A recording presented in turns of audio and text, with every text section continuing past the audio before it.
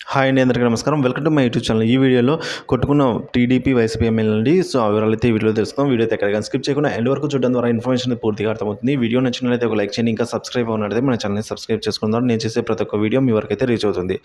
ఇక వివరాలు చూసుకున్నట్లయితే టీడీపీ కార్యకర్తల దాడిలో వైసీపీ నాయకుడు అయితే మృతి చెందారండి. సో ఆ వివరాలు ఈ వీడియో తెలుసుకుందాం.